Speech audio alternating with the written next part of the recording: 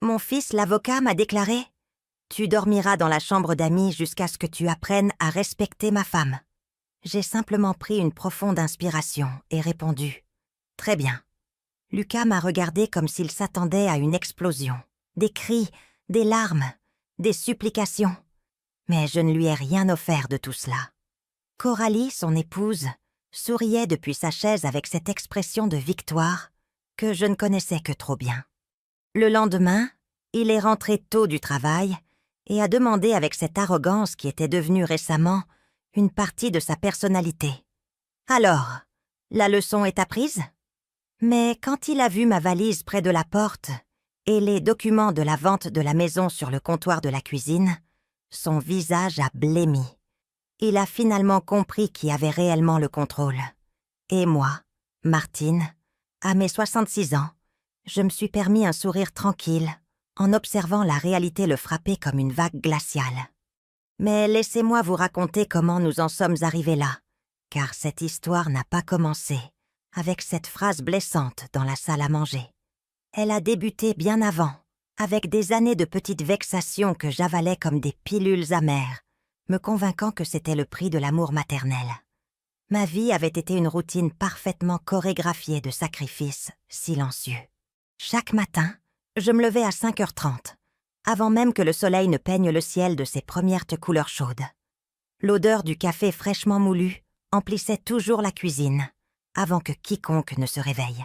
Je préparais le petit déjeuner de Lucas, exactement comme il l'aimait. Des œufs brouillés avec une pointe de poivre noir, du pain grillé juste à ce point précis, entre doré et croustillant, du jus d'orange fraîchement pressé. Coralie préférait du thé vert au citron et du pain perdu, mais seulement si le pain était de la veille et coupé en diagonale, jamais droit. J'avais appris leurs préférences comme on mémorise des prières, avec une dévotion aveugle et l'espoir d'être récompensé par quelque chose d'aussi simple qu'un merci. La maison que nous habitions n'était pas seulement une structure de béton et de bois. C'était le résultat de 15 années à faire des doubles gardes comme infirmière à l'hôpital de la ville. Je me souviens des nuits interminables quand Lucas était petit, quand mon mari Philippe venait de mourir dans cet accident absurde qui nous avait laissés sans rien d'autre que des dettes et de la douleur. Je travaillais de jour au service de pédiatrie et de nuit aux urgences. Je dormais 4 heures si j'avais de la chance. Mes pieds étaient si enflés que je pouvais à peine retirer mes chaussures en rentrant à la maison. Mais chaque euro que je gagnais, je le mettais de côté, avec une discipline militaire. Pas de luxe, pas de caprice. J'ai acheté ce terrain quand Lucas avait 8 ans. J'ai engagé des maçons, supervisé chaque centimètre de la construction, choisi chaque carreau de la cuisine, chaque poignée de porte. Cette maison était plus que des briques et du ciment.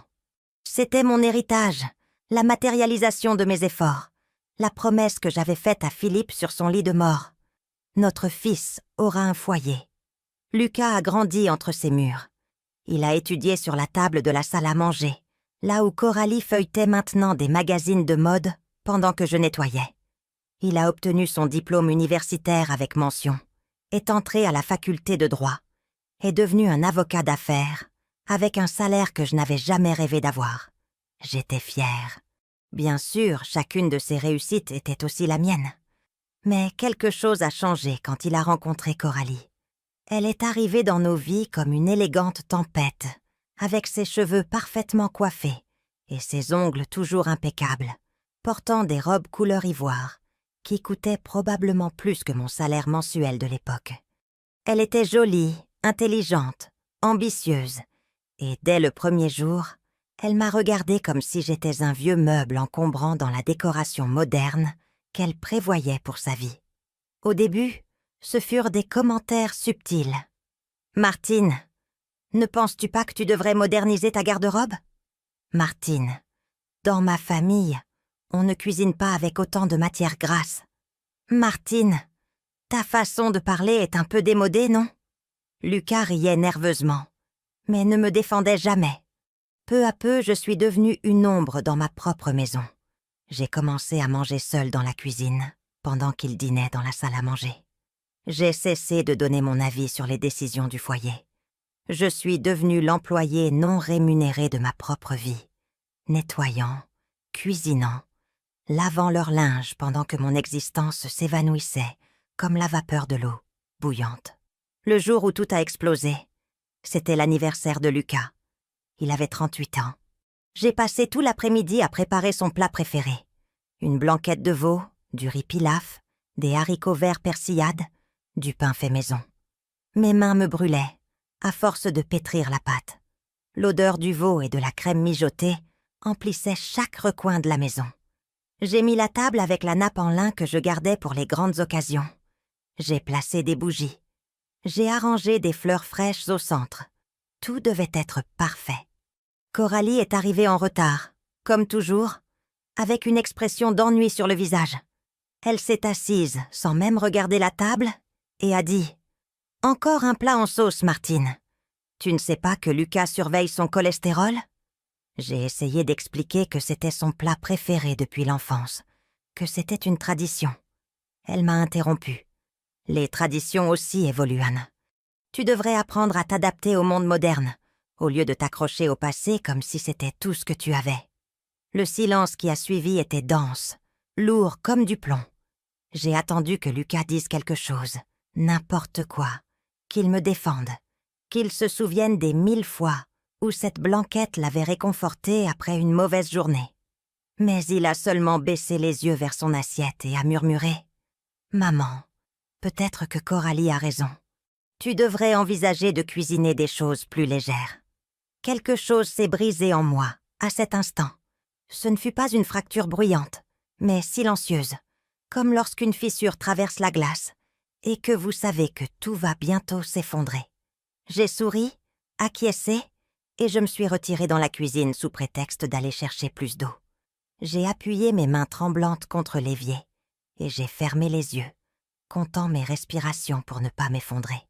Ce soir-là, après qu'ils aient sans fini de dîner, pendant que je lavais la vaisselle avec de l'eau si chaude qu'elle rougissait ma peau, Coralie est entrée dans la cuisine, s'est adossée contre le cadre de la porte, les bras croisés, et m'a dit avec une douceur venimeuse « Martine, je pense qu'il est temps que nous parlions de ton avenir ici. » Mon avenir ici. Les mots de Coralie flottaient dans l'air humide de la cuisine, comme une menace à peine déguisée en préoccupation. Je me suis séché les mains avec le torchon, celui que j'avais brodé il y a des années avec de petites fleurs, dans les coins, et je me suis retournée pour la regarder. Elle gardait cette posture de supériorité qu'elle avait perfectionnée, avec sa robe couleur perle qui avait sûrement coûté plus de 500 €, et ses talons qui claquaient sur le sol comme de minuscules marteaux à chaque pas. « Je t'écoute », lui dis-je d'une voix plus ferme que je ne me sentais à l'intérieur. Elle a souri, mais ce n'était pas un sourire aimable. C'était le sourire de quelqu'un qui est sur le point de porter un coup et en savoure déjà la victoire. « Écoute », commença-t-elle sur un ton qui se voulait raisonnable. « Tu as beaucoup fait pour Lucas, personne ne le nie. Mais il est maintenant un homme adulte. Il a sa propre famille. Et franchement, ta présence constante affecte notre mariage. » J'ai senti mes doigts serrer le torchon si fort que mes jointures sont devenues blanches. « Ma présence constante », répétai-je lentement. « Je vis ici, Coralie. C'est ma maison. » Elle a lâché un petit rire sec, presque un aboiement. « Techniquement, oui. Mais les choses changent. Tu ne crois pas ? Lucas et moi avons parlé d'agrandir notre famille. Peut-être avoir des enfants bientôt.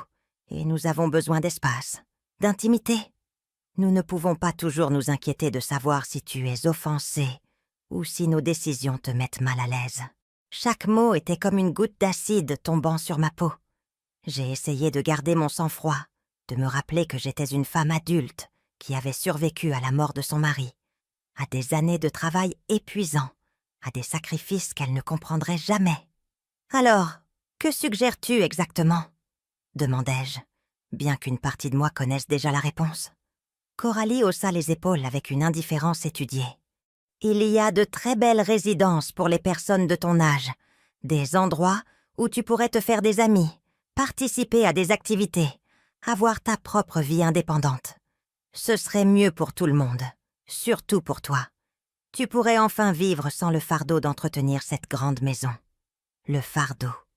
Elle a appelé fardeau la maison que j'ai construite de mes propres mains, avec mon propre argent, avec chaque goutte de sueur et chaque larme que j'ai versée en pensant à l'avenir de mon fils.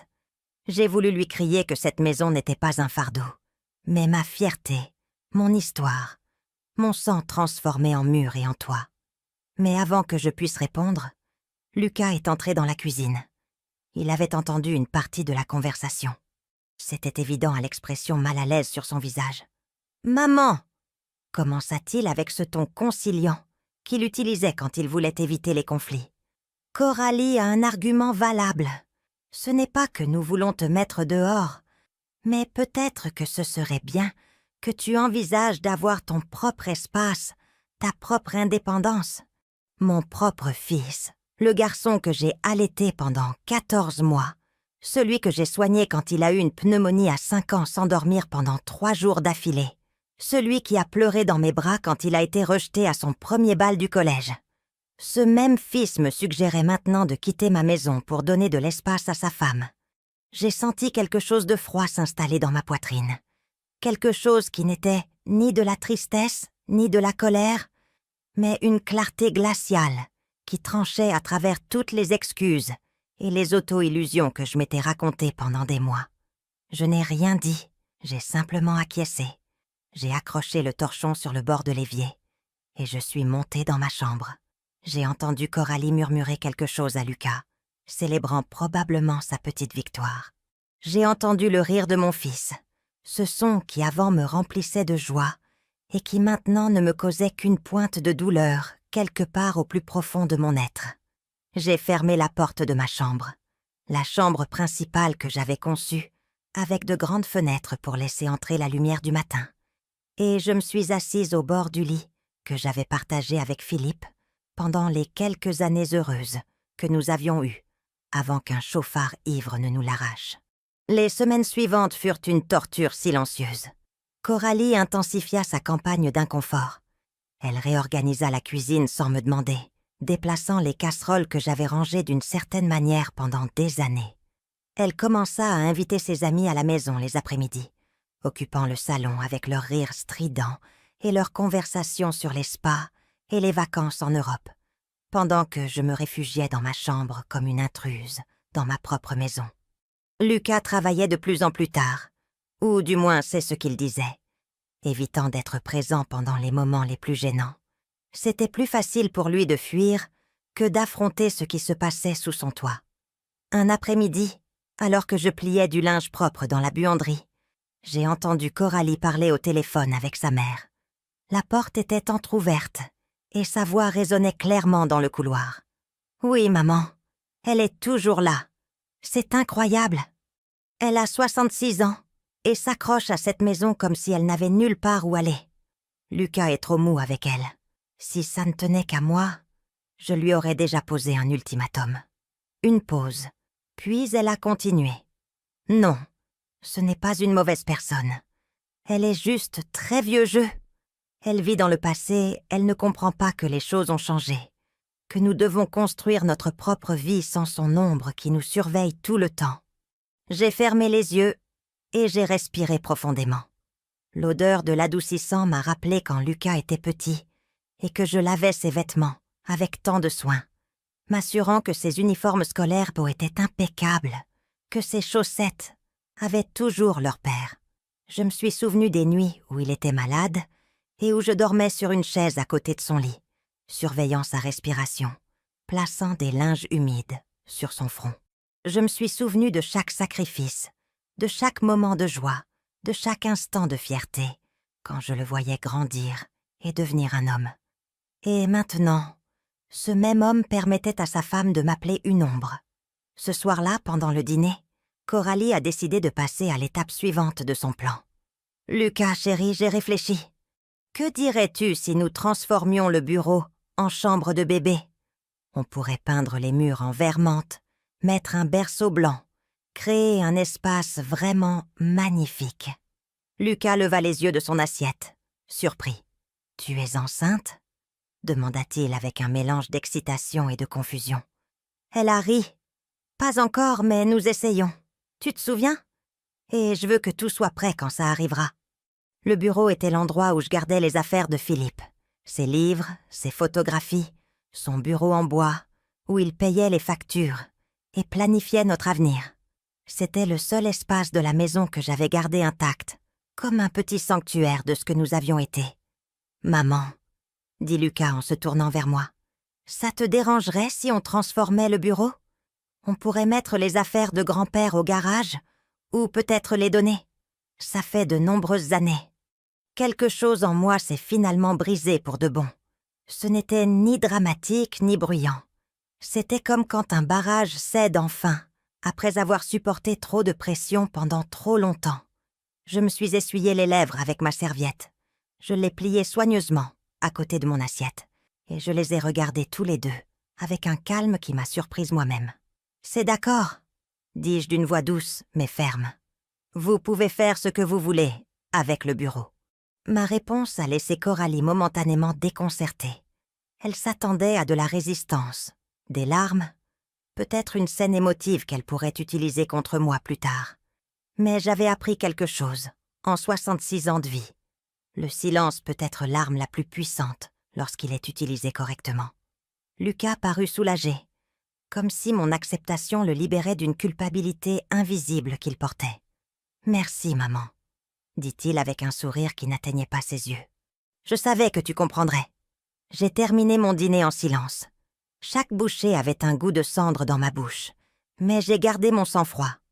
Je me suis levée, j'ai pris mon assiette, et je me suis dirigée vers la cuisine. Coralie n'a pas perdu de temps. Je l'ai entendue murmurer à Lucas. « Tu vois, ce n'était pas si difficile. Elle a juste besoin de limites claires. » Cette nuit-là, allongée dans mon lit, regardant le plafond dont je connaissais chaque tache et chaque ombre, j'ai pris une décision. Je ne serai pas la victime de ma propre histoire. Le lendemain matin, je me suis réveillée avec une clarté d'esprit que je n'avais pas connue depuis des mois. C'était dimanche. Le soleil commençait à peine à filtrer à travers les rideaux couleur ivoire, que j'avais cousus moi-même, il y a des années. J'ai pris une douche, je me suis habillée avec mes vêtements les plus confortables, et je suis descendue préparer le café. La maison était silencieuse.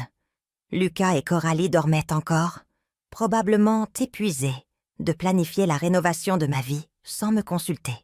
J'ai pris ma tasse de café et je me suis assise à la table de la cuisine avec mon téléphone. Il y avait une personne que je n'avais pas appelée depuis des semaines. Quelqu'un en qui j'avais une confiance absolue. Françoise, mon amie depuis plus de 30 ans, ma voisine, ma confidente. Françoise a répondu à la 3e sonnerie avec sa voix chaude et familière. « Martine, ma chérie, quelle surprise! Comment vas-tu? Ça fait si longtemps qu'on ne s'est pas parlé. » Son inquiétude était sincère. Je pouvais l'entendre dans chaque mot. « Françoise, j'ai besoin de te parler, » répondis-je en gardant ma voix basse. « On peut se voir aujourd'hui ?» Quelque chose dans mon ton a dû l'alerter car elle a immédiatement répondu. « Viens chez moi dans 1 heure. Je préparerai cette tisane à la cannelle que tu aimes tant. » J'ai raccroché en me sentant un peu moins seule. J'ai terminé mon café. J'ai laissé un mot bref dans la cuisine, disant que j'étais sortie faire des courses. Et je suis partie avant que quelqu'un ne se réveille. La maison de Françoise n'était qu'à 3 rues. J'ai marché lentement, observant le quartier que j'avais vu grandir et changer pendant des décennies. Les arbres que nous avions plantés lorsque nous venions d'emménager étaient à maintenant des géants feuillus qui ombrageaient toute la rue. Les maisons avaient été rénovées, certaines méconnaissables.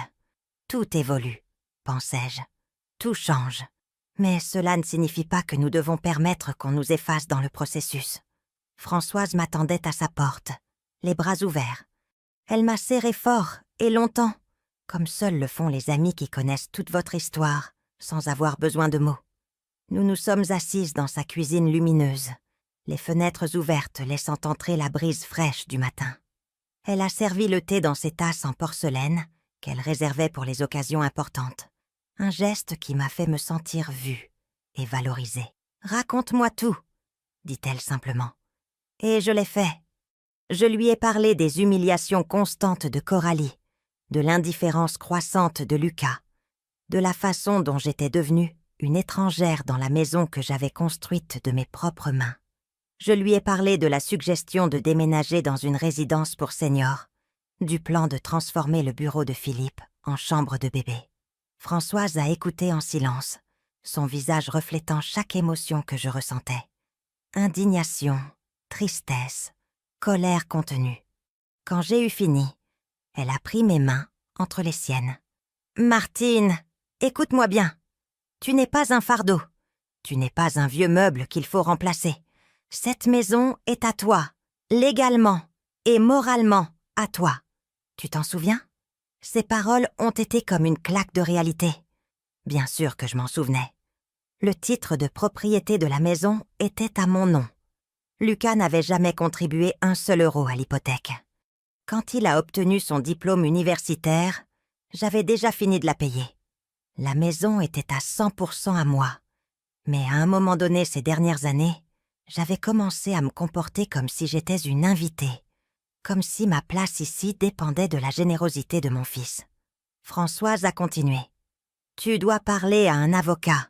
Tu dois comprendre tes options et tu dois te rappeler qui diable tu es. » Cet après-midi-là, après être rentrée chez moi avec un mélange de détermination et de peur, j'ai trouvé Coralie seule dans le salon, feuilletant des magazines de décoration. Lucas était à la salle de sport. C'était le moment parfait. Je me suis assise en face d'elle, ce que je n'avais pas fait depuis des mois.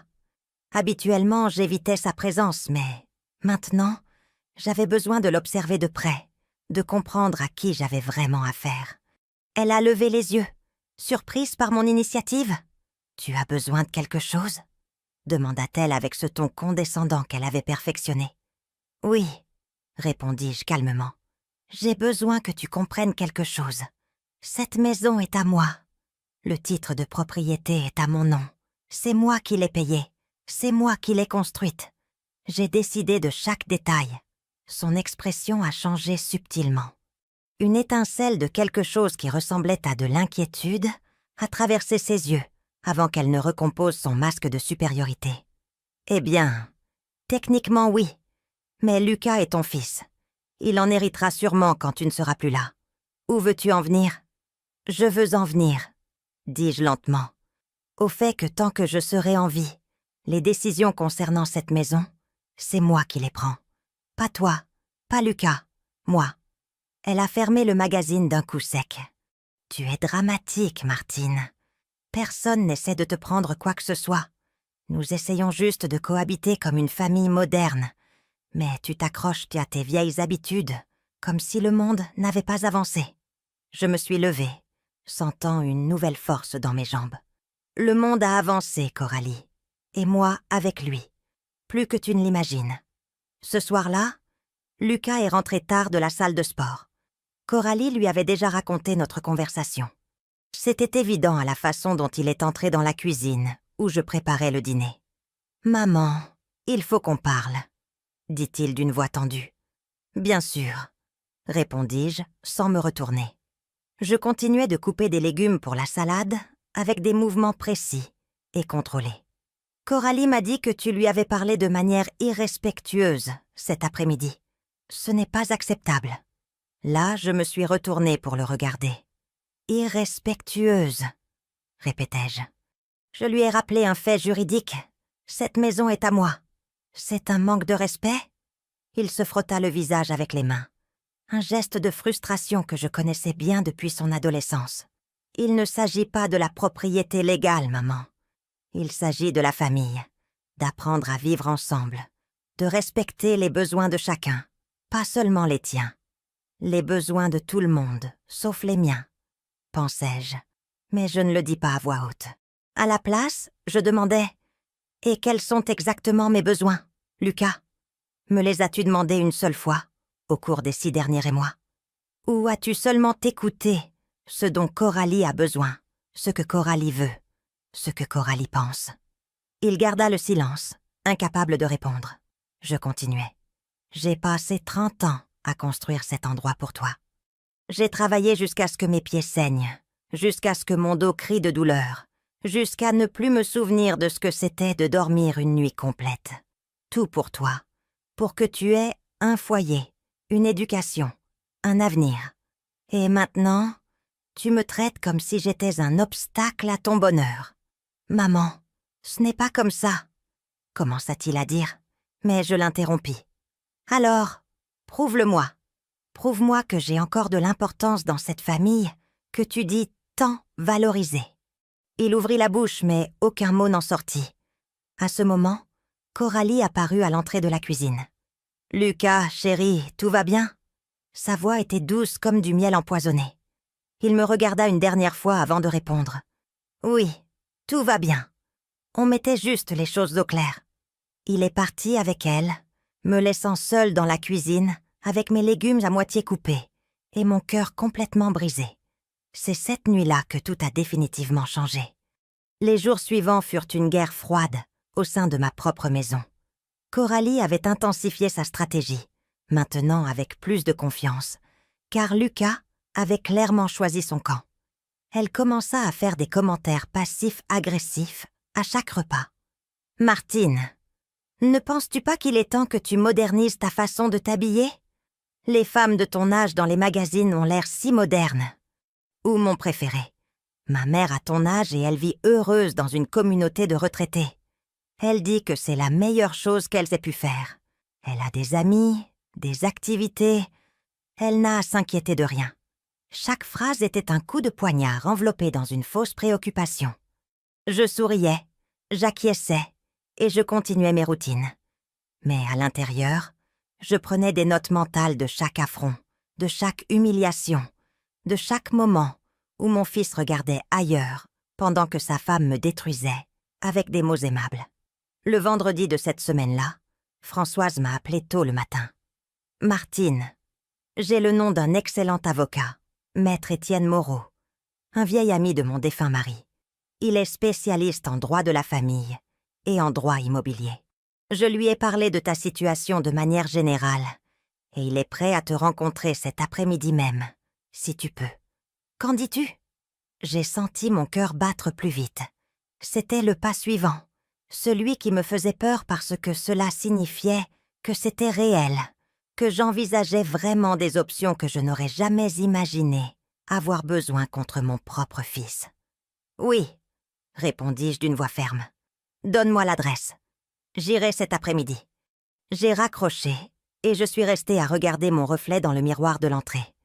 La femme que je voyais avait des rides autour des yeux, des cheveux blancs que j'avais cessé de teindre il y a des mois. Mais ses yeux avaient une détermination que je n'avais pas vue depuis longtemps. J'ai dit à Lucas et Coralie que j'avais un rendez-vous médical de routine. Ils n'ont même pas demandé de détails, trop occupés à planifier leur week-end.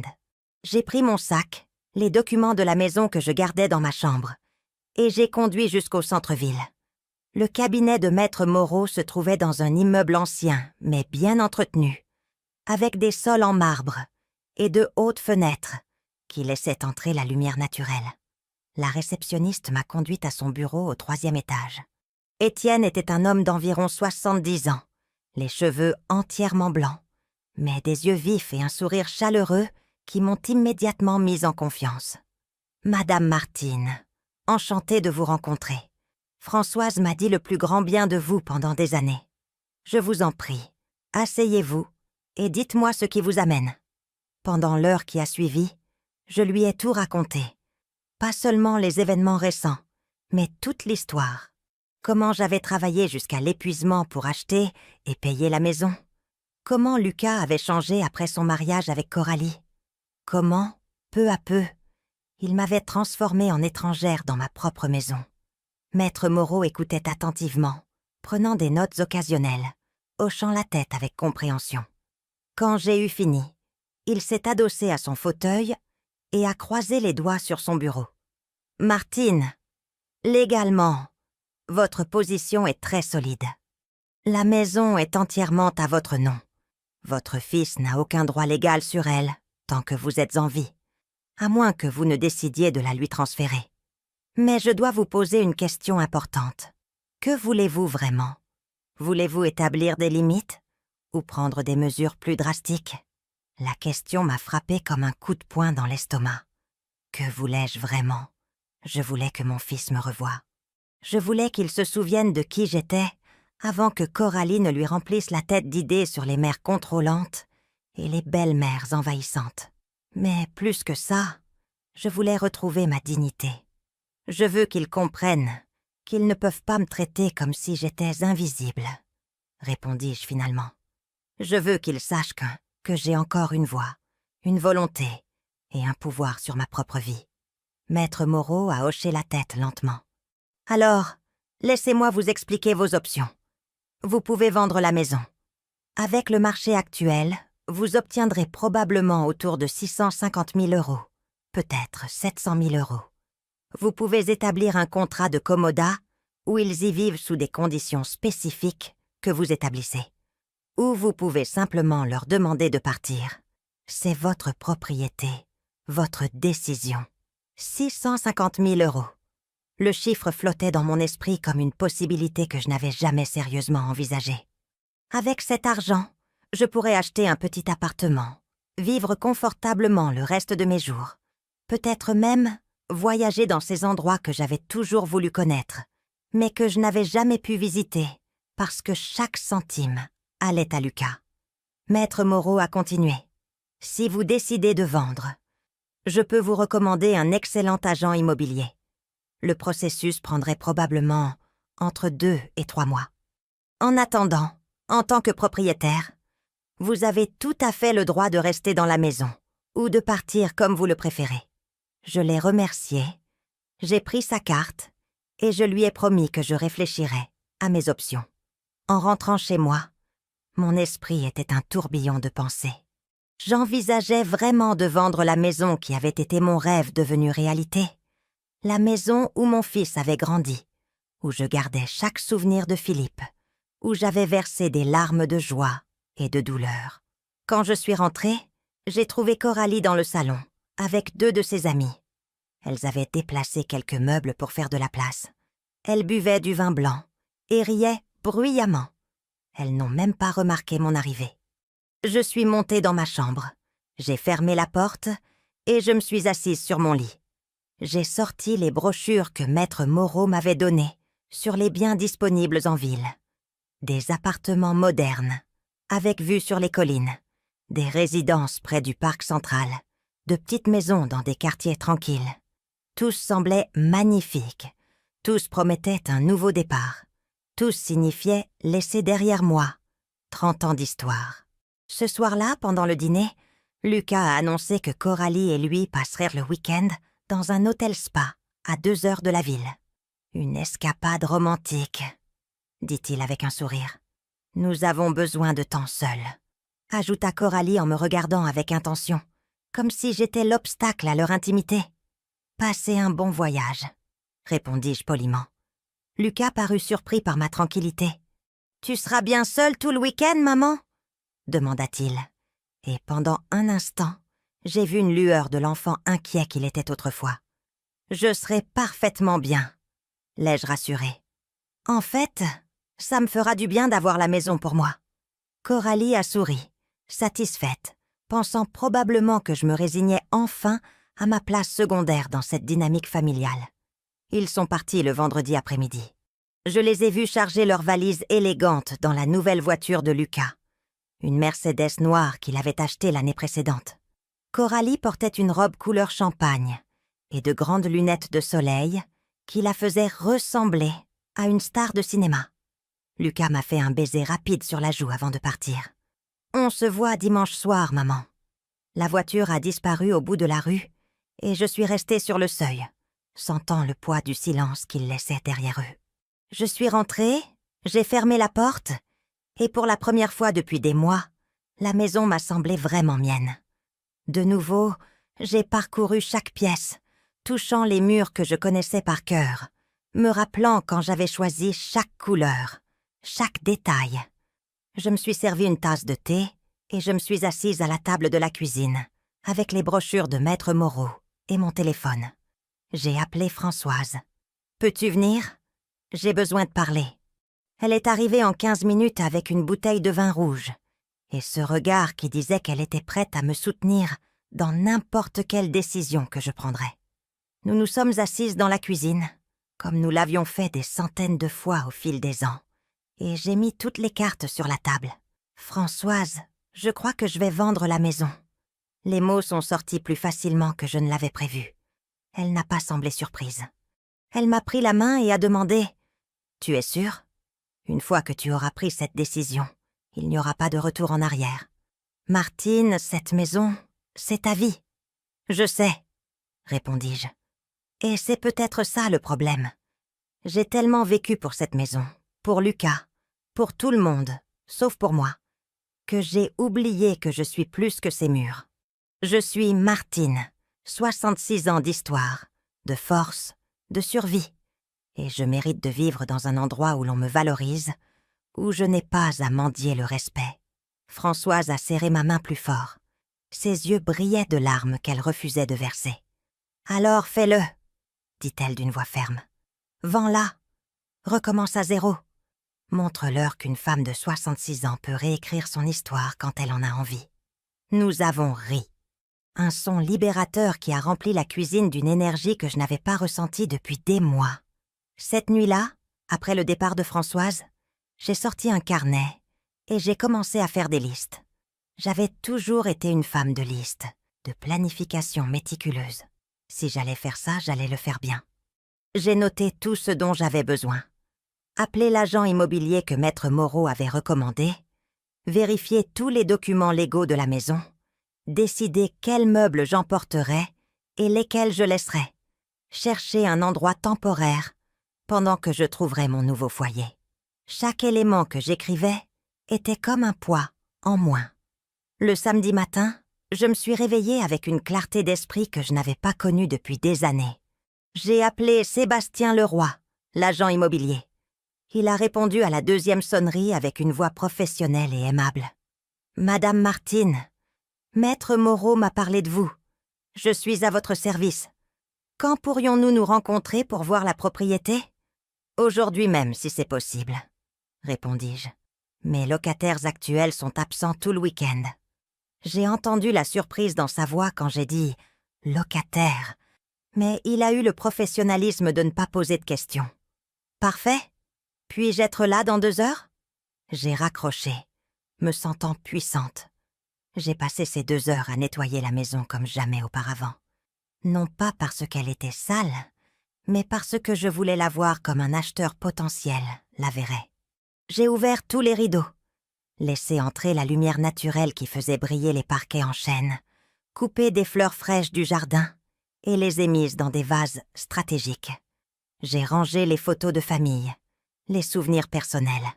J'avais besoin de voir cette maison non pas comme mon foyer, mais comme une propriété de valeur. Sébastien est arrivé pile à l'heure. C'était un homme d'environ 45 ans, impeccablement vêtu d'un costume gris et d'une mallette en cuir. « Madame Martine, enchantée de vous connaître. » Nous avons visité la maison ensemble pendant qu'il prenait des notes sur sa tablette, photographiait chaque pièce, mesurait des espaces. Ses commentaires étaient tous positifs. Cette propriété est en excellent état. L'emplacement est privilégié. Le quartier est très recherché. Le parquet d'origine est un bijou. La cuisine est moderne, mais conserve ce charme classique que les gens recherchent. J'estime que nous pourrions la mettre sur le marché à 700 000 €. Avec la demande actuelle, nous recevrons probablement des offres dans les 2 premières semaines. 700 000 €. Le chiffre était vertigineux. Sébastien a continué à m'expliquer le processus. Nous aurions besoin de faire une expertise officielle, de préparer toute la documentation légale, de prendre des photos professionnelles, de créer l'annonce. Si je donnais mon accord, il pourrait avoir tout prêt en 1 semaine. « Faisons-le », dis-je sans hésiter. Je veux que la maison soit sur le marché le plus tôt possible. Il a légèrement haussé un sourcil. Les autres résidents de la maison sont-ils au courant de cette décision ? Il est important d'être clair sur la situation d'occupation pour les acheteurs potentiels. Ils le sauront en temps voulu, répondis-je avec un calme qui me surprit. La maison est entièrement à mon nom. Je suis la seule qui doit autoriser cette vente. Sébastien a hoché la tête professionnellement et m'a fait signer quelques documents préliminaires. Après son départ, je me suis assise dans le salon vide et silencieux. L'ampleur de ce que je venais de mettre en marche m'a frappée comme une vague. Dans une semaine, cette maison serait sur le marché. Dans 2 ou 3 mois, elle ne serait plus à moi. Et Lucas et Coralie n'en avaient pas la moindre idée. Une petite partie de moi se sentait coupable. La partie maternelle qui avait passé des décennies à protéger mon fils de toute douleur ou difficulté. Mais une partie plus grande, plus forte, savait que c'était nécessaire. C'était le seul moyen pour qu'il comprenne les conséquences réelles de ses actions, qu'il valorise ce qu'il avait tenu pour acquis pendant si longtemps. Le dimanche, j'ai passé la journée à me préparer mentalement au retour de Lucas et de Coralie. Je savais que je ne leur dirais rien pour l'instant. J'avais d'abord besoin que la maison soit officiellement sur le marché, qu'il y ait des offres réelles sur la table. J'avais besoin que tout mon plan soit parfaitement exécuté avant de révéler mon jeu. Sébastien m'avait envoyé un message confirmant que l'expert viendrait le mardi, que le photographe professionnel arriverait le mercredi et qu'il espérait avoir l'annonce active pour le vendredi. Tout avançait plus vite que je ne l'imaginais. L'après-midi, j'ai commencé à emballer discrètement certains de mes biens les plus précieux. Des photos de Philippe, des bijoux qu'il m'avait offerts, des documents importants. Je les ai mis dans des boîtes que j'ai cachées au fond de mon placard. Si quelqu'un demandait, je dirais que je faisais du tri et que je me débarrassais de vieilles choses. Lucas et Coralie sont arrivés le dimanche soir, les joues roses et les sourires détendus. Ils avaient au l'air bronzés et heureux, probablement soulagés d'avoir passé un week-end sans ma présence. « Comment s'est passé ton week-end, maman ?» demanda Lucas en posant sa valise dans l'entrée. « Très calme, » répondis-je honnêtement. « J'ai lu, je me suis reposée. J'ai appelé quelques vieilles amies. » Coralie n'a même pas feint de s'intéresser à ma réponse. Elle est montée directement en disant qu'elle avait besoin d'une longue douche. Lucas m'a fait un baiser sur le front, un geste automatique sans véritable affection, et l'a suivi. Je suis restée seule dans le salon, écoutant leurs pas à l'étage, leurs voix étouffées à travers le plafond. Bientôt tout cela ne serait qu'un souvenir. Le lundi matin, alors que je préparais le petit déjeuner, j'ai reçu un appel de Maître Moreau. « Martine, bonjour. Je voulais juste confirmer que tout est en ordre avec Sébastien. J'ai aussi préparé quelques documents que vous devrez signer pour protéger vos intérêts pendant le processus de vente.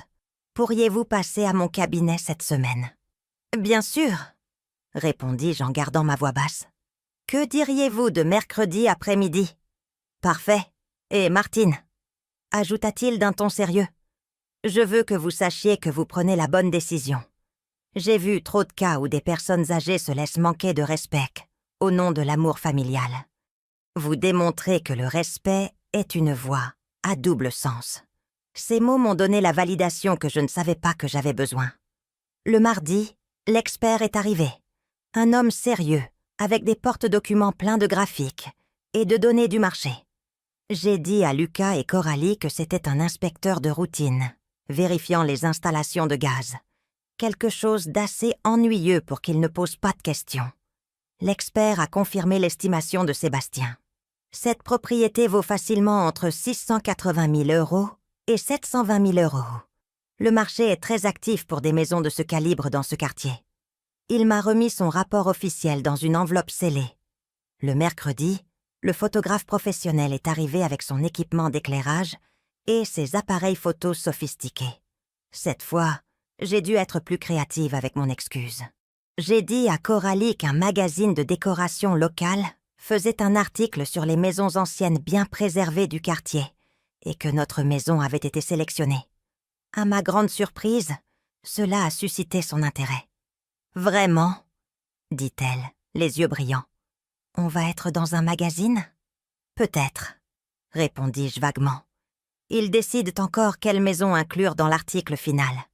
Coralie a insisté pour être présente pendant la séance photo, arrangeant les coussins et déplaçant les objets de décoration, croyant qu'elle contribuait à mettre la maison en valeur. Ironie du sort, elle m'aidait à la vendre sans le savoir. Le photographe, un professionnel que Sébastien avait clairement instruit sur la discrétion, a parfaitement joué le jeu. Cette maison a une excellente ossature architecturale, commentait-il en photographiant chaque angle. Les futurs propriétaires vont adorer cet espace. Coralie souriait fièrement, complètement inconsciente du vrai sens de ses mots. Quand ils ont eu fini, ils m'ont envoyé les photos par email. Elles étaient magnifiques, professionnelles, faisant paraître chaque pièce comme sortie d'un magazine de design. Cette maison, ma maison, avait l'air absolument vendable. Le jeudi soir, pendant que nous dînions, Lucas a fait une annonce. Coralie et moi avons discuté. Nous avons décidé qu'il est temps de commencer à chercher des architectes pour rénover certaines parties de la maison. Nous voulons moderniser la salle de bain principale, peut-être agrandir la cuisine, transformer le bureau en cette chambre de bébé que nous avons mentionnée. Ma fourchette s'est arrêtée à mi-chemin de ma bouche. « Rénover », répétai-je d'une voix neutre. « Oui », continua Coralie avec enthousiasme. « Cette maison a du potentiel, mais elle a besoin d'être mise au goût du jour. Nous pensions investir environ 100 000 € en rénovation. Évidemment, tu n'aurais à t'inquiéter de rien. Nous nous occuperions de tout. » Je les ai regardés tous les deux, leurs visages pleins de plans et de rêves pour ma propriété, mon investissement, ma vie. J'ai souri doucement. Ça a l'air intéressant. Racontez-moi vos idées. Ils ont passé l'heure suivante à me montrer des photos sur leur téléphone de cuisine moderne avec des appareils en acier inoxydable, de salles de bain avec des douches à effet pluie et des carreaux de marbre italien, de chambres de bébé sur le thème des animaux de la forêt. Chaque image était un coup de poignard me rappelant comment ils avaient appris possession mentale de mon espace bien avant d'en avoir le droit légal. Pendant qu'ils parlaient avec animation de granit importé et de robinetterie de designers européens, j'acquiesçais aux moments appropriés, faisant des commentaires vagues qu'ils interprétaient comme une approbation. À l'intérieur, une partie de moi voulait leur crier la vérité sur le champ, leur dire qu'il n'y aurait pas de rénovation parce qu'il n'y aurait pas de maison. Mais je me suis retenue. Le moment viendrait, mais ce devait être le bon moment, le moment avec un impact maximal. Coralie était particulièrement excitée par l'idée de la chambre de bébé. Imagine, Martine, les murs couleur lavande douce, un berceau blanc à baldaquin, des étagères pleines de livres pour enfants. Ce sera l'espace parfait pour quand nous serons enfin enceintes. La façon dont elle a dit « enfin », comme si ce n'était qu'une question de temps et de planification, m'a fait ressentir un mélange de pitié et de frustration. Ils construisaient des châteaux en Espagne sur des fondations qui ne leur appartenaient sans pas. Le vendredi matin, j'ai reçu le message que j'attendais. C'était de Sébastien. La propriété est officiellement sur le marché. L'annonce a été activée il y a 1 heure et nous avons déjà 3 demandes de visite programmées pour demain. L'intérêt est très élevé. 6 juin, le lien vers l'annonce en ligne. J'ai ouvert le lien avec des mains tremblantes. Il y avait ma maison, photographiée professionnellement, décrite avec des mots élégants qui la faisaient ressembler à un palais. Résidence de charme dans un quartier premium. 3 chambres, 2 salles de bain et demi. Cuisine rénovée, parquet d'origine, jardin arboré avec des arbres fruitiers. Parfait pour une famille recherchant chaleur et emplacement privilégié. Prix 700 000 €. J'ai fermé le téléphone et j'ai respiré profondément. Il n'y avait plus de retour en arrière. La machine était en marche. Cet après-midi-là, Françoise est venue me voir. Je lui ai montré l'annonce en ligne et elle a sifflé doucement. « Elle est magnifique, Martine, et ce prix est excellent. Comment te sens-tu » Je lui ai répondu honnêtement, effrayée, excitée, coupable, libre, tout en même temps. Elle s'est assise à côté de moi sur le canapé du salon. Le même canapé où j'avais allaité Lucas bébé, où je l'avais consolé lors de son premier chagrin d'amour, où nous avions regardé des films les dimanches après-midi pendant des années.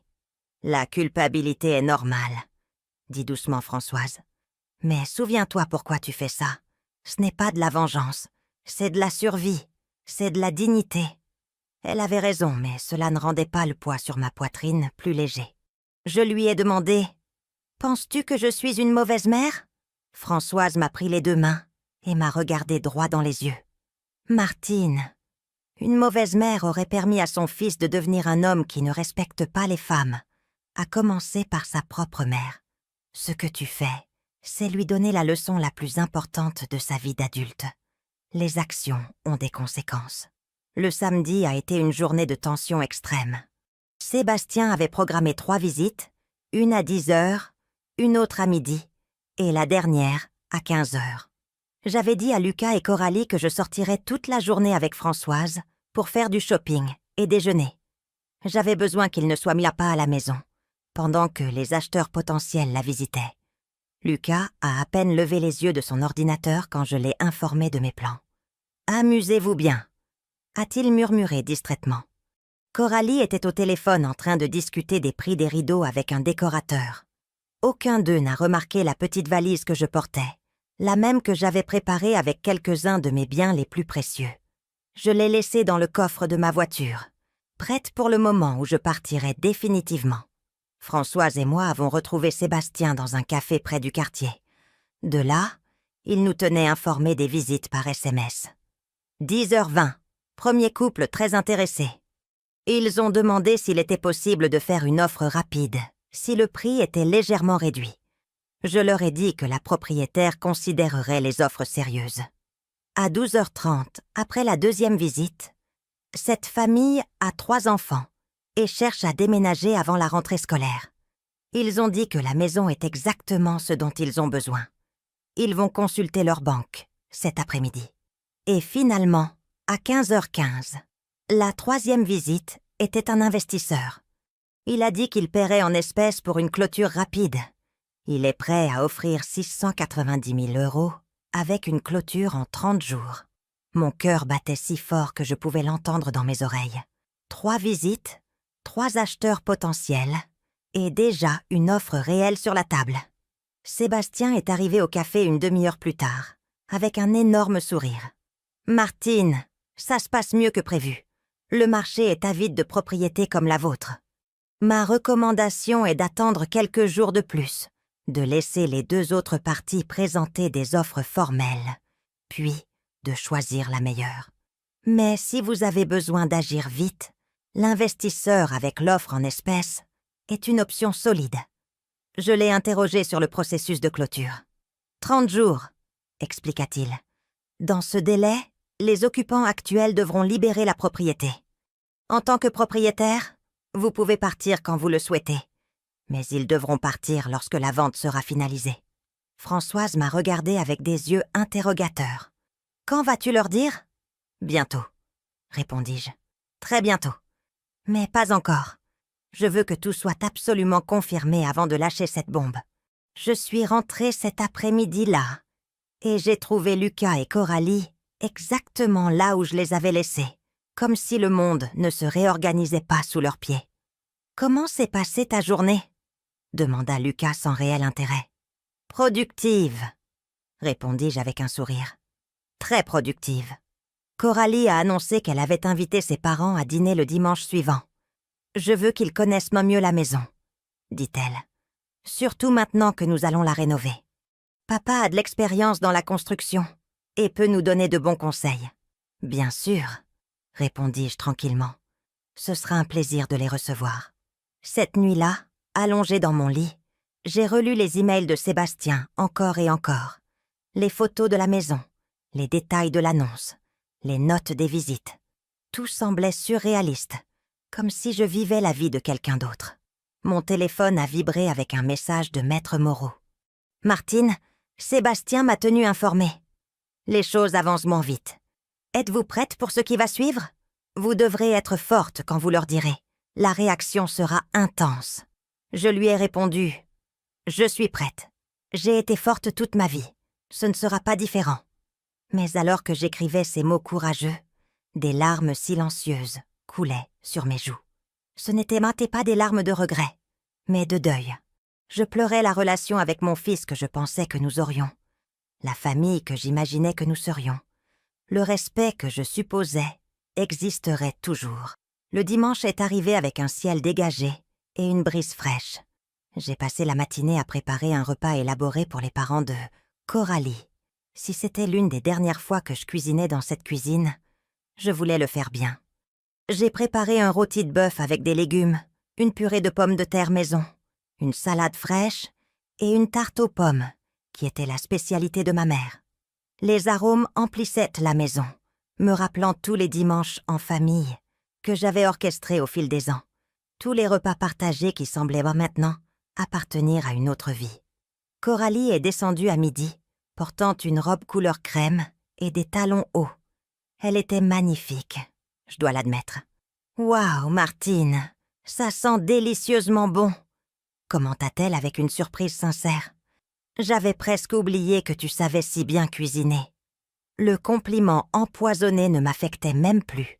Ses parents sont arrivés ponctuellement à 13h. Gérard et Monique, tous deux dans la soixantaine, bien habillés, et avec cette attitude de supériorité de la classe moyenne supérieure que Coralie avait parfaitement héritée. Ils m'ont salué avec une politesse froide, le genre d'éducation que l'on donne par obligation sociale, plus que par chaleur réelle. « La maison a l'air charmante », commenta Monique en parcourant le salon avec des yeux critiques, bien qu'un peu démodée par certains aspects. Bien sûr, avec une bonne rénovation, elle pourrait être vraiment spectaculaire. Gérard a acquiescé. « Coralie nous a parlé de vos plans de rénovation. Ça semble être un projet ambitieux. Ce type de maison a une bonne structure, mais elle a certainement besoin d'une mise à jour pour le marché actuel. » J'ai souri et servi le vin, les laissant parler de ma maison, comme si elle leur appartenait déjà. Pendant le repas, la conversation a inévitablement tourné vers les projets futurs de Lucas et de Coralie. « Nous pensons sérieusement à agrandir la famille bientôt », a annoncé Coralie en prenant la main de Lucas sur la table. « Cette maison est parfaite pour élever des enfants. Elle a une bonne taille, le quartier est sûr, les écoles à proximité sont excellentes. » Monique rayonnait pratiquement d'excitation. « C'est merveilleux, vous serez des parents extraordinaires. Et Martine, ajouta-t-elle en se tournant vers moi, quelle chance tu as de pouvoir être proche de tes futurs petits-enfants.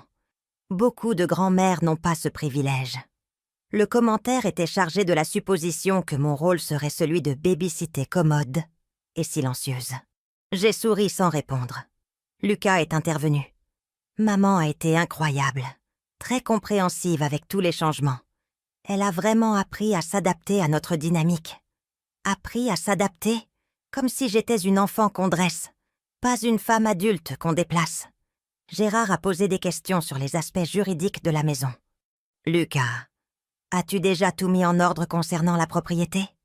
Il est important d'être clair sur ces sujets, surtout si vous allez investir une somme importante dans des rénovations. » Lucas a hésité un instant. « Eh bien, techniquement, la maison est encore au nom de ma mère. Mais ce n'est qu'une formalité. Elle sera à moi un jour. Maman et moi avons un accord. » Gérard a froncé les sourcils. « Les accords verbaux ne valent pas grand-chose légalement. Mon garçon, tu devrais t'assurer d'avoir quelque chose d'écrit, surtout avant de dépenser 100 000 €. » La tension dans la salle à manger est devenue palpable. Coralie a regardé Lucas avec des yeux interrogateurs, clairement mal à l'aise avec la tournure de la conversation. Lucas s'est raclé la gorge nerveusement. « Je ne pense pas que ce soit nécessaire, beau-père. Ma mère ne va pas compliquer les choses. Elle sait que cette maison sera à nous un jour. » Gérard a insisté. « Il ne s'agit pas de compliquer quoi que ce soit. Il s'agit de protéger ton investissement. Si tu vas rénover une propriété, tu dois t'assurer d'avoir des droits légaux dessus. C'est du simple bon sens. » Monique a ajouté d'une voix douce mais ferme. « Martine, vous comprenez sûrement la position de votre fils. Il serait peut-être prudent de transférer la propriété à son nom maintenant, ou au moins d'établir quelque chose de légal qui protège les intérêts des deux parties. » Tous les yeux se sont tournés vers moi.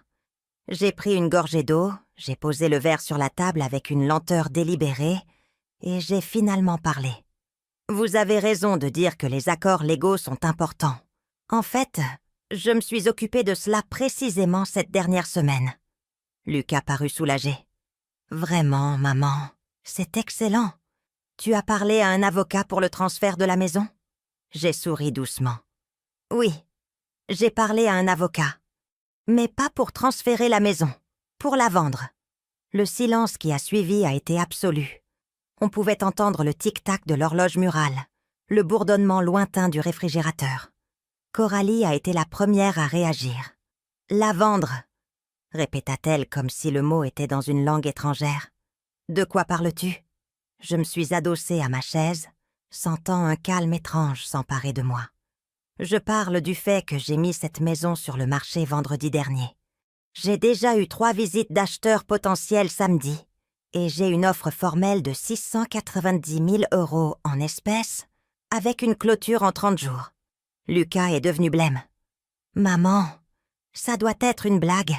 Tu ne peux pas être sérieuse. »« Je suis tout à fait sérieuse, » répondis-je. « Cette maison est à moi. Je l'ai payée avec mon travail pendant 15 ans. Je ne l'ai jamais mise à ton nom. Et maintenant, j'ai décidé de la vendre. » Gérard et Monique se sont regardés, mal à l'aise, ne sachant manifestement pas s'ils devaient intervenir ou se taire. Coralie s'est levée brusquement de sa chaise. « C'est ridicule. Tu ne peux pas prendre une telle décision sans nous consulter. Nous vivons ici. Vous vivez ici en tant que mes invités. » ai-je corrigé d'une voix ferme. « Cette maison n'a jamais été à vous. Et après des semaines à être traitée comme une employée dans ma propre maison, à être humiliée, déplacée et manquée de respect, j'ai décidé qu'il était temps de rappeler à tout le monde qui a réellement le contrôle. » Lucas a retrouvé sa voix, bien qu'elle tremble. « Maman, tu ne peux pas faire ça. Où allons-nous vivre? Qu'allons-nous faire ?» Je l'ai regardé droit dans les yeux. Mon fils, l'avocat à succès qui gagnait probablement 5 fois plus que ce que j'avais gagné dans mes meilleures années. Lucas, tu gagnes assez d'argent pour louer ou acheter ta propre maison. Tu as toujours pu le faire, mais tu as choisi de rester ici parce que c'était pratique, parce que c'était gratuit, parce que tu as supposé que je ne dirais jamais non. Coralie est intervenue d'une voix aiguë. « Mais tu as dit que tu comprenais, que tu étais d'accord avec les changements, que tu acceptais ta place ici. »« Ma place ici, » répétai-je lentement, était celle de propriétaire et de mère, pas celle de servante ou d'invitée tolérée. Vous m'avez enlevé ma dignité petit à petit, croyant que mon amour maternel était illimité et inconditionnel, peu importe comment vous me traitiez. Vous vous êtes trompé. Monique a essayé de servir de médiatrice sur un ton conciliant. « Martine, je comprends que vous soyez contrariée, mais c'est trop radical. Pensez à votre fils, à son avenir, aux petits-enfants que vous pourriez avoir. Allez-vous vraiment détruire la relation familiale par orgueil? L'orgueil, Madame Monique, c'est le respect de soi, quelque chose que j'aurais dû m'exiger il y a bien longtemps. » Gérard s'est levé de table. « Je crois que nous devrions partir et laisser la famille régler ça en privé. » Monique l'a suivi, non sans me lancer un regard de désapprobation qui m'a affecté exactement 0. Quand les parents de Coralie sont partis, la maison s'est remplie d'un silence dense et dangereux. Coralie regardait Lucas, attendant qu'il fasse quelque chose pour arranger la situation. Lucas me regardait comme si j'étais une étrangère. « Maman » commença-t-il d'une voix contrôlée, mais tendue. « Je sais que nous avons fait des erreurs. Peut-être que nous ne t'avons pas traité de la meilleure façon. Mais c'est extrême. Vendre la maison sans même nous le dire, sans nous donner une chance de corriger les choses. C'est cruel. » Je me suis levée de table. J'ai commencé à ramasser les assiettes. Cruel, c'est de m'envoyer dormir dans la chambre d'amis dans ma propre maison. Cruel, c'est de parler de moi comme si j'étais un fardeau à éliminer. Cruel, c'est d'oublier chaque sacrifice que j'ai fait pour que tu aies l'avenir que tu as maintenant. Coralie a explosé. Assez avec les sacrifices. Oui, tu as travaillé dur. Oui, tu as élevé ton fils seul. Félicitations. Tu veux une médaille? C'est ce que font les parents. Ça ne te donne pas le droit de contrôler nos vies pour toujours. Je l'ai regardé fixement. Tu as raison, Coralie. Ça ne me donne pas le droit de contrôler vos vies. C'est pourquoi je vous laisse partir. Vous aurez 30 jours pour trouver un autre endroit. Lucas s'est passé les mains dans les cheveux. Un geste de frustration totale. Et si tu n'acceptes pas cette offre? Et si nous refusons tout ça et que nous refusons de partir? Alors je vous expulserai légalement, répondis-je calmement. J'ai parlé à un avocat. Je connais mes droits. Cette propriété est à moi Et je peux en faire ce que je décide. Vous n'avez aucun recours légal. » Coralie a commencé à pleurer. Des larmes de rage plus que de tristesse. Lucas l'a serrée dans ses bras, en me regardant comme si j'étais un monstre. « Maman, » a-t-il murmuré, « si tu fais ça, notre relation ne sera plus jamais la même. »« Je sais, » répondis-je, sentant mon cœur se briser. « Mais la relation a déjà changé il y a longtemps. Je ne fais que reconnaître la réalité. Je suis montée dans ma chambre, les laissant dans la salle à manger, en train de digérer la bombe que je venais de faire exploser dans leur vie, parfaitement planifiée. J'ai fermé la porte à clé et je me suis assise au bord du lit, tremblante. J'avais fait ce que j'avais à faire. J'avais tracé ma ligne dans le sable, mais cela ne signifiait pas que c'était facile. Les larmes sont finalement venues, silencieuses et amères. Cette nuit-là, je n'ai pas dormi. J'entendais les murmures urgents de Lucas et de Coralie dans leur chambre, discutant manifestement de la marche à suivre. J'ai entendu Coralie passer plusieurs appels téléphoniques, sa voix alternant entre sanglots et cris étouffés. J'ai entendu Lucas descendre à minuit, probablement pour vérifier des documents, chercher une issue légale à cette situation. À 3 heures du matin, mon téléphone a vibré. C'était un SMS de lui. « Maman, il faut qu'on parle demain quand on sera tous plus calmes. S'il te plaît, reconsidère ta décision. Je t'aime. » J'ai regardé le message pendant un long moment avant de répondre. « Je t'aime aussi, Lucas. Je t'aimerai toujours. Mais l'amour ne signifie pas permettre le manque de respect. On parlera demain. » Le lundi s'est levé gris et pluvieux, comme si le temps reflétait l'ambiance à l'intérieur de la maison. Je suis descendue préparer le café et j'ai trouvé Lucas déjà assis à la table de la cuisine, avec des cernes profonds et l'air de ne pas avoir dormi du tout. « Maman, assieds-toi, s'il te plaît. Il faut qu'on parle comme des adultes. » Je me suis servi une tasse de café et je me suis assise en face de lui. « Je t'écoute. » Il a pris une profonde inspiration. « Je reconnais que nous ne t'avons pas bien traité. Coralie peut être intense et j'aurais dû te défendre davantage. Je suis désolée. Mais ça, vendre la maison, c'est trop. Donne-moi une chance d'arranger les choses. Annule la vente et je te promets que tout changera. » Je l'ai regardé avec tristesse. « Lucas, tu as eu des mois d'opportunités pour arranger les choses. Chaque fois que Coralie m'a humiliée et que tu as regardé ailleurs. Chaque fois que vous avez pris des décisions concernant ma maison sans me consulter. Mais tu n'as jamais rien dit, » a-t-il protesté. « Tu semblais toujours d'accord. Comment pouvais-je savoir que tu étais si contrarié ? » « Parce que je ne devrais pas avoir à crier pour être entendu, » répondis-je. « Parce qu'un fils qui connaît vraiment sa mère devrait remarquer quand elle est la blessée. Parce que le respect n'est pas quelque chose qu'on demande, c'est quelque chose qu'on donne. » Coralie est apparue à l'entrée de la cuisine, l'air tout aussi fatigué. « Martine, je sais que nous n'avons pas commencé du bon pied, mais cela affecte notre avenir, nos projets. Qu'est-ce que tu veux ? Des excuses formelles ? Que nous te supplions ? Dis-moi ce dont tu as besoin pour changer d'avis. »« Ce dont j'ai besoin, » répondis-je, « est impossible à obtenir rétroactivement. J'ai besoin d'avoir été respectée depuis le début. J'ai besoin que mon fils m'ait défendue. J'ai besoin de dignité. » Coralie s'est affalée sur une chaise, vaincue. « Donc, il n'y a vraiment rien que nous puissions faire pour te faire changer d'avis. » J'ai regardé les deux, mon fils et sa femme, et pour la première fois depuis des mois, j'ai senti qu'ils me voyaient vraiment, non pas comme un meuble ou un obstacle, mais comme une personne avec sa propre volonté. « L'offre en espèces est solide, » dis-je calmement.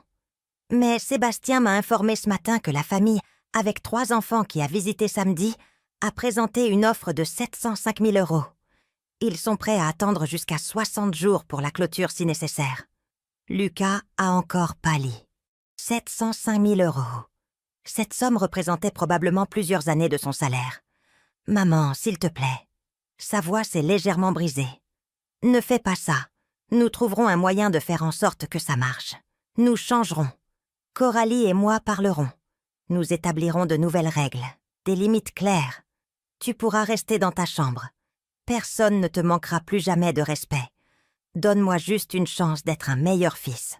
Les mots que j'avais espéré entendre pendant des mois arrivaient enfin, mais ils étaient teintés de désespoir, pas de compréhension sincère. Lucas, pose-toi une question. Honnêtement, si je n'avais pas mis la maison en vente, aurais-tu vraiment changé? Ou aurais-tu simplement continué à permettre qu'on me traite comme si j'étais invisible jusqu'à ce que je finisse par partir de moi-même? Il n'a pas pu répondre. Son silence était la réponse. Coralie a essayé un autre angle. Pense à l'argent que tu perdras en impôts, en commission d'agence, et puis tu devras chercher un autre endroit, déménager à ton âge. Est-ce que tout ce stress en vaut vraiment la peine, juste pour prouver quelque chose? Je ne prouve rien, répondis-je fermement. Je récupère ma vie. Et oui, ça vaut chaque centime et chaque tracas. Mon téléphone a sonné, interrompant la conversation tendue. C'était Sébastien. « Excusez-moi, je dois prendre cet appel. Je suis sortie dans le jardin arrière où les rosiers que j'avais plantés il y a 20 ans fleurissaient magnifiquement malgré la bruine. Martine, j'ai d'excellentes nouvelles. La famille qui a offert 705 000 € vient de monter son offre à 715 000 €. Ils sont très motivés. Ils veulent clôturer en 45 jours. Ils disent même que leur fille aînée commencera le lycée à l'automne et qu'ils veulent être installés avant. L'investisseur initial envisage également d'égaler l'offre si vous lui donnez une réponse cette semaine. J'ai respiré profondément, sentant la réalité devenir de plus en plus concrète. Sébastien, acceptez l'offre de la famille. 715 000 €. Clôture en 45 jours. Je veux que cette maison aille à des gens qui l'apprécieront, qui y élèveront leurs enfants avec amour. Excellente décision, répondit Sébastien avec un enthousiasme professionnel. Je vais préparer tous les documents. Vous devrez venir signer demain. Et Martine, je veux juste vous dire que j'admire votre force. Ce n'est pas facile de prendre de telles décisions, surtout quand cela implique la famille. J'ai raccroché et je suis restée à regarder le jardin. 45 jours. Dans 1 mois et demi, cette maison ne serait plus à moi. Je me sentais étrangement libérée et terrifiée en même temps. Je suis retournée dans la cuisine, où Lucas et Coralie attendaient avec anxiété. « Je viens d'accepter une offre », ai-je annoncé.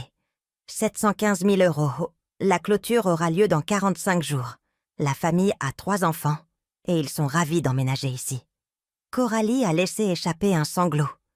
Lucas m'a simplement regardé avec des yeux vitreux. « Tu l'as vraiment fait? Je n'arrive pas à y croire. » Je suis passée à côté d'eux vers les escaliers. J'ai 45 jours pour emballer mes affaires et trouver un nouveau foyer.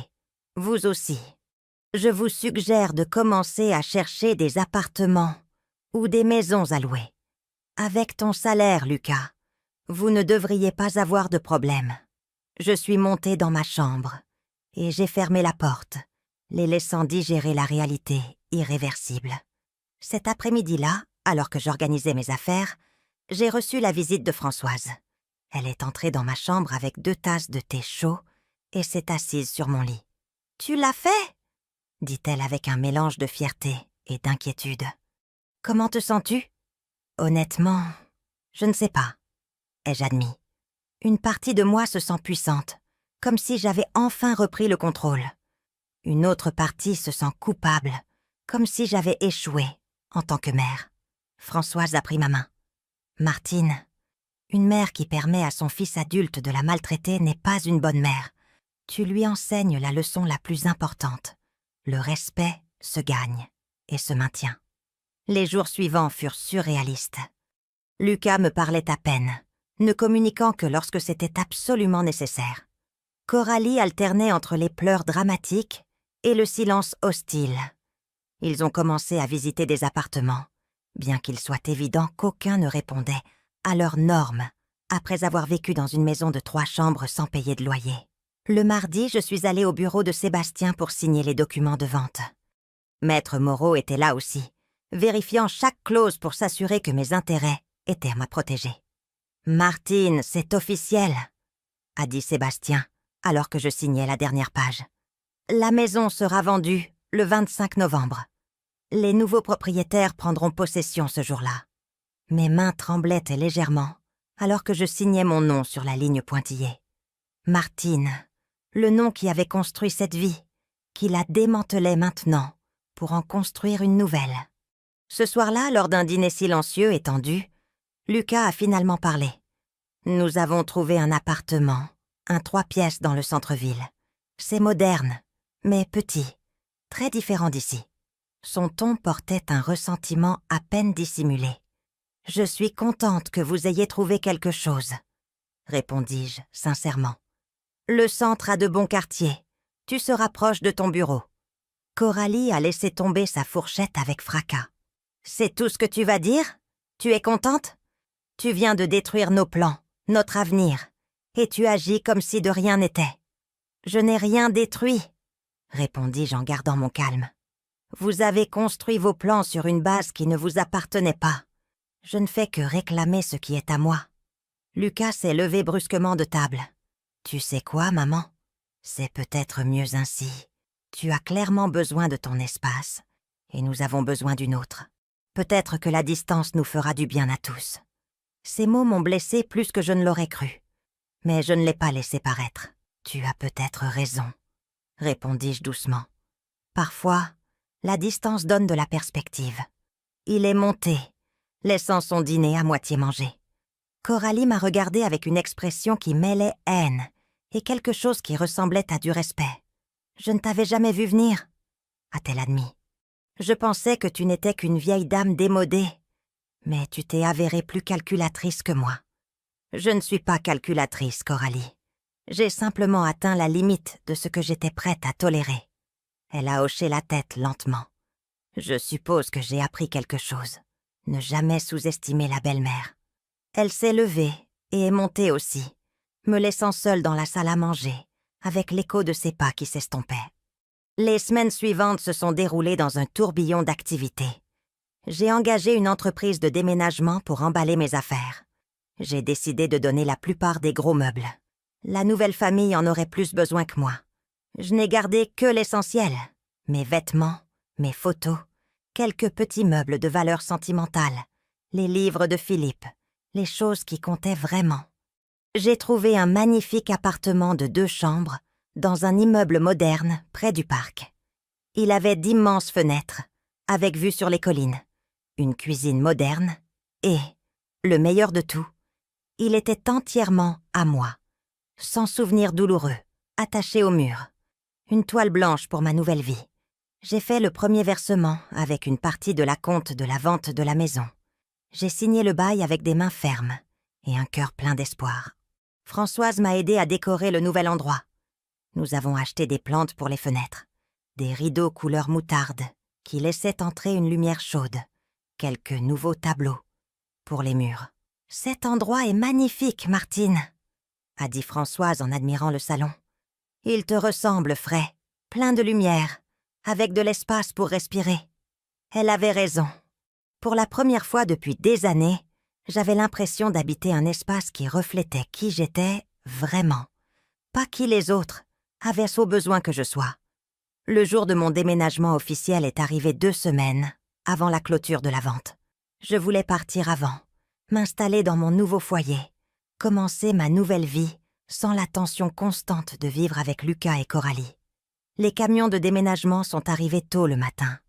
Lucas observait depuis la fenêtre de sa chambre, pendant que les déménageurs chargeaient un homme et carton. Quand le dernier carton a été chargé dans le camion, je suis descendue pour la dernière fois en tant que résidente de cette maison. Lucas se tenait dans le salon, les bras croisés et une expression indéchiffrable. Coralie s'était enfermée dans sa chambre, refusant de sortir pour me dire au revoir. Nous nous sommes regardés en silence pendant un long moment, mon fils et moi, séparés par bien plus que les mètres de distance physique entre nous. « Maman » commença-t-il d'une voix rauque. Je ne comprends toujours pas comment nous en sommes arrivés là, comment nous sommes passés d'une famille à ça. Je me suis approchée de lui. J'ai posé ma main sur sa joue, comme je l'avais fait 1000 fois quand il était enfant. Nous en sommes arrivés là parce que tu as oublié que le respect est la base de toute relation, même familiale, surtout familiale. Et parce que j'ai oublié que je méritais d'être traitée avec dignité, pas seulement parce que Je suis ta mère, mais parce que je suis une personne. » Il a fermé les yeux, des larmes s'échappant aux commissures. « Je suis désolée, maman, vraiment désolée. J'aimerais pouvoir remonter le temps et faire les choses différemment. »« Moi aussi, » murmurai-je. « Mais nous ne pouvons pas. Nous ne pouvons que décider comment avancer à partir d'ici. » Je me suis éloignée. J'ai pris mon sac sur le canapé. Les clés de la maison étaient mises sur la table de la salle à manger. Je les ai laissées là, avec une note. Dans l'enveloppe, il y avait des instructions sur la clôture de la vente, les coordonnées de Sébastien et une liste de choses qu'il devait faire avant le 25 novembre. J'ai aussi inclus ma nouvelle adresse et mon numéro de téléphone. « Lucas, quand tu seras prêt à avoir une relation basée sur le respect mutuel, j'attendrai. Mais je ne vais plus mendier une place dans ta vie. » Il a hoché la tête, incapable de parler. Je me suis tournée vers la porte. Chaque pas pesait des tonnes, mais mes jambes continuaient d'avancer. Françoise m'attendait dehors, à côté de sa voiture. Elle avait insisté pour m'accompagner à mon nouvel appartement, m'aider à déballer les premiers cartons, s'assurer que je ne serais pas seule le premier jour. Je suis montée dans sa voiture et j'ai regardé une dernière fois la maison qui avait été ma vie pendant 30 ans. Les fenêtres que j'avais nettoyées d'innombrables fois. Le jardin que j'avais cultivé avec tant d'amour. Le toit sous lequel j'avais élevé mon fils. « Au revoir, » murmurai-je. « Merci pour les bons souvenirs. Je laisse les mauvais derrière moi. » Françoise a démarré la voiture et nous nous sommes éloignés. Je n'ai pas regardé en arrière. Ce chapitre était clos. Il était temps d'en écrire un nouveau. L'appartement m'a accueilli avec une odeur de peinture fraîche et la lumière du soleil entrant par les fenêtres. Les déménageurs ont déchargé mes cartons efficacement. Françoise et moi avons passé le reste de la journée à organiser, à accrocher des rideaux, à disposer des meubles, jusqu'à ce que l'espace commence à ressembler à un foyer. Au crépuscule, nous nous sommes assises sur mon petit balcon, avec vue sur les collines, partageant une bouteille de vin et observant le soleil peindre le ciel d'orange et de rose. « À toi, Martine !» a trinqué Françoise en levant son verre. « À ton courage, à ta nouvelle vie, et pour nous rappeler à toutes qu'il n'est jamais trop tard pour se choisir soi-même. » Nous avons entrechoqué nos verres. « Au nouveau départ, » répondis-je, « et aux amis qui nous soutiennent quand le monde vacille. » Cette nuit-là, j'ai dormi dans mon nouveau lit, dans ma nouvelle chambre, entourée de cartons non ouverts et de possibilités infinies. Pour la première fois depuis des mois, j'ai dormi profondément, sans cauchemar, sans tension dans mon corps. Je me suis réveillée avec le soleil caressant mon visage, à travers les rideaux couleur moutarde. C'était un nouveau jour, une nouvelle vie. Les semaines suivantes furent une période d'ajustement et de découverte. Je me suis inscrite à un cours de peinture au centre culturel, quelque chose que j'avais toujours voulu faire, mais pour lequel je n'avais jamais eu le temps. J'ai rencontré d'autres femmes de mon âge, certaines redécouvrant également qui elles étaient, après des années à vivre pour les autres. J'ai commencé à marcher tous les matins dans le parc, sentant mon corps se renforcer, en même temps que mon esprit. Françoise et moi avons établi une tradition de déjeuner ensemble tous les mercredis, essayant de nouveaux restaurants, riant comme des adolescentes. Je construisais une vie qui était entièrement la mienne, et c'était magnifique. Le jour de la clôture de la vente est arrivé par un temps clair. Je suis allée au bureau de Sébastien pour signer les derniers documents. La famille acheteuse était là, les jeunes parents et leurs 3 enfants excités. La fille à toi aînée, d'environ 15 ans, m'a souri timidement. « Merci de nous vendre votre maison », a dit la mère avec sincérité. « C'est exactement ce dont nous avions besoin. Nos enfants vont y grandir heureux. » J'ai senti un pincement au cœur, mais c'était plus doux qu'amer. « Prenez-en bien soin, » répondis-je. « Cette maison a beaucoup d'amour dans ses murs. J'espère que vous en ajouterez encore plus. » J'ai signé les derniers documents. Sébastien m'a remis un chèque de 695 000 € après déduction des commissions et des frais. C'était plus d'argent que je n'en avais jamais vu de ma vie. Avec cette somme, je pouvais vivre confortablement pour le reste de mes jours. Peut-être même voyager dans ces endroits que j'avais toujours rêvé de connaître. L'Italie, l'Espagne, les plages de Grèce. Le monde s'était ouvert de manière que je n'aurais jamais imaginé possible, à 66 ans. Je suis sortie de ce bureau en me sentant plus légère que jamais. J'étais officiellement libre. 2 semaines après la clôture, j'ai reçu un SMS de Lucas. Il était bref. « Maman, Coralie et moi avons emménagé dans l'appartement.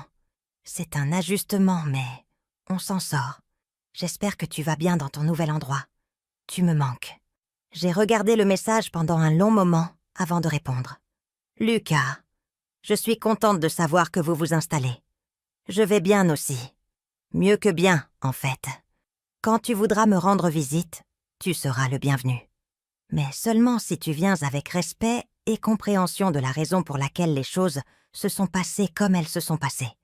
Je t'aimerai toujours, mais je m'aime aussi, maintenant. » Sa réponse est arrivée 1 heure plus tard. « Je comprends, maman, et tu as raison. J'ai besoin de temps pour digérer tout ça. Mais je veux reconstruire notre relation de la bonne manière. Cette fois, je n'ai pas répondu immédiatement. Je laisserai le temps et ses actions parler plus que les mots. 1 mois après mon déménagement, j'étais sur mon balcon un après-midi quand la sonnette a retenti. C'était Lucas, seul, avec un bouquet de fleurs et une expression nerveuse. « Je peux entrer ?» a-t-il demandé comme s'il rendait visite à une connaissance. Pas à sa mère. Je l'ai laissé entrer. Il a parcouru l'appartement avec des yeux surpris. « Maman, cet endroit est magnifique. C'est tellement toi. On voit que tu l'as choisi en pensant à ce que tu voulais vraiment. » Nous nous sommes assis dans le salon avec un thé chaud entre nous. Nous avons parlé pendant des heures. Vraiment parlé. Peut-être pour la première fois depuis des années. Il a admis comment il avait laissé Coralie dicter la dynamique du foyer.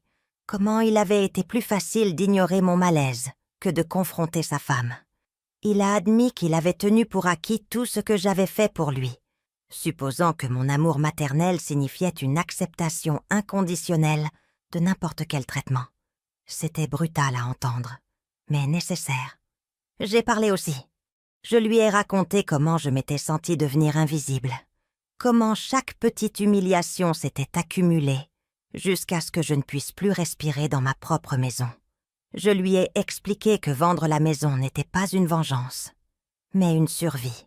La seule façon que j'avais vue de retrouver ma dignité sans me détruire dans le processus. Il a pleuré moi aussi, mais c'était des larmes différentes des précédentes. C'était des larmes de compréhension, de reconnaissance mutuelle de la douleur que nous avions tous les deux causée et subie. « Maman, penses-tu qu'un jour nous pourrons redevenir proches ?» a-t-il demandé d'une petite voix. « Pas comme avant, » répondis-je honnêtement, parce qu'avant n'était sain pour aucun de nous deux. Mais nous pouvons construire quelque chose de nouveau, quelque chose basé sur le respect mutuel et des limites claires. Si nous sommes tous les deux prêts à faire le travail. Il a hoché la tête. Je suis prêt, vraiment, je le suis. Je ne l'ai pas encore cru complètement. Les mots étaient là faciles, les actes seraient à la preuve. Mais pour la première fois depuis que tout avait commencé, j'ai senti une étincelle d'espoir que peut-être un jour, nous pourrions retrouver un chemin l'un vers l'autre, un chemin différent, plus sain, où je n'aurais pas à sacrifier ma dignité pour garder son amour. Quand il est parti cet après-midi-là, je suis restée sur mon balcon, à regarder le coucher du soleil. Le ciel se teignait de violet et de doré. L'air frais caressait mon visage.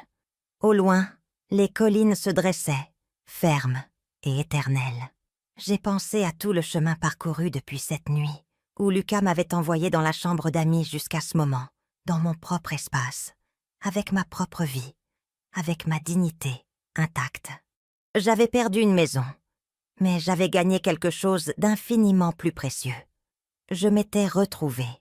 Le silence qui m'étouffait auparavant était maintenant le son de ma liberté. Ce n'était pas le silence d'être ignoré, mais le silence de la paix intérieure, le silence où je pouvais entendre mes propres pensées, mes propres désirs, ma propre voix, après des années à avoir été étouffée par les besoins et les attentes des autres. À 66 ans, j'avais appris la leçon la plus importante de ma vie.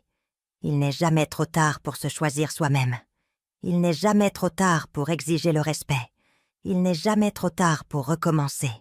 J'ai pris une gorgée de mon thé, maintenant tiède, et j'ai souri en regardant l'horizon. C'était ma vie maintenant, et elle était absolument et parfaitement la mienne.